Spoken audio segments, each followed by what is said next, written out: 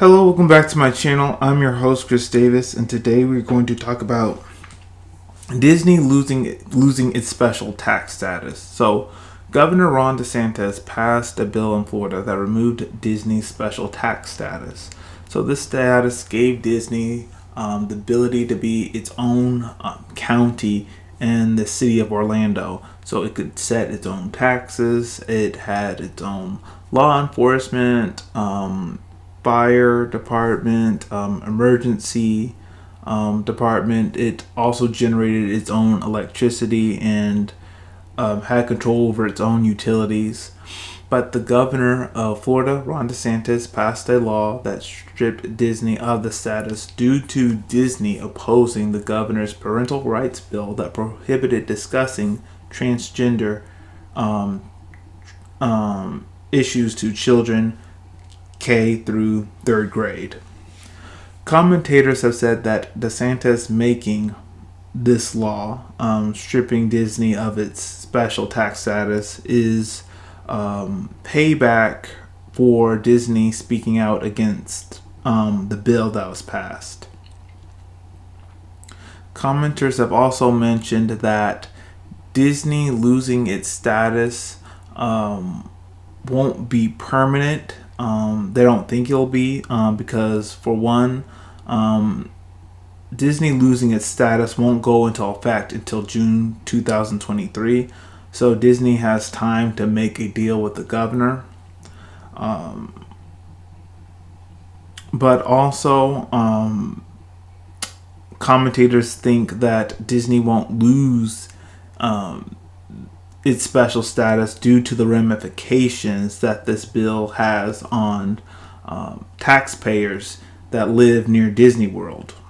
So, when or if Disney loses its special tax status, property taxes are going to go up for people who live near Disney World.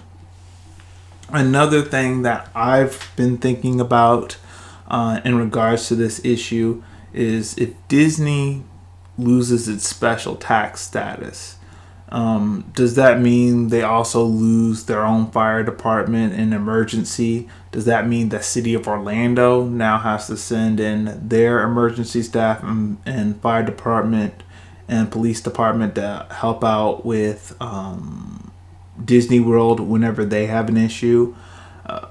It looks like that's the way it would have to be. News reporters have really emphasized that Governor DeSantis removing Disney's tax status is purely for political retribution. So much so that this bill was rushed. And when I mean rushed, it was rushed so much that representatives from the affected counties that are going to have to deal with the tax burden of Disney losing their special status, they didn't have time to go to Tallahassee and argue against the bill and discuss the ramifications of it. Let's watch a segment from CBS News that goes into further details about this. So, Jim, if this is pure political payback, it still has real implications for taxpayers in Florida, where Disney is located. Tell us if it does, in fact, come into existence, and we know that that it's supposed to happen by 2023, I think June 2023. What would the actual implications be? So the two counties that straddle Disney is Osceola County and Orange County. If you do away with the tax district, and essentially what Disney does, as you described earlier, they issue bonds. They build their own roads. They have their own fire department. They have their own police department. They breed their own power and electricity. They do all of it internally, and they do it by issuing bonds. Well, if you remove their tax status, then all of the debt that Disney has is transferred to those local counties and cities. So the taxpayers in those counties and cities would absorb a $1 billion debt as a result of this going away.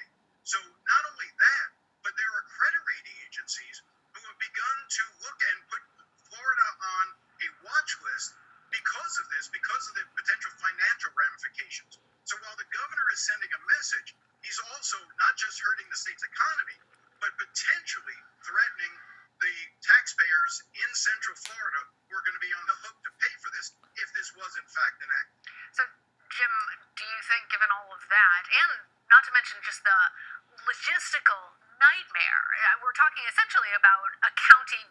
absorbed into two other counties that has had its own law enforcement, its own fire department, its own road maintenance, etc. What would you say the odds are that its special tax status will in fact be stripped away come June of 2023? Yeah, I think there's virtually no chance that it will. I think next year the legislature will end up rolling this back. They may do a few cosmetic tweaks to the district. For instance, under the agreement that's 55 years old, if Disney wanted to build their own nuclear power plant, for instance, they would be able to under the current agreement. Disney's never expressed any interest in creating a nuclear power plant, so they'll take little things like that out of it, declare a victory, and move on. The point is, they will have neutralized Disney for a year, force Disney into the position of having to play nice with Florida Republicans over the next year. We'll see how that plays out in terms of their giving to Florida Republicans in terms of campaign contributions over the next few months. And it keeps them in line. But bottom line is, this is about sending a message to everyone else. Once Disney is put in line, put in their place, and Ron DeSantis wins re-election, I think that the legislature will roll this back. They don't even understand the ramifications of this bill. The two sponsors of this bill were handed this bill the day before they were introduced. They didn't write the bills. These were handed to them out of the governor's office.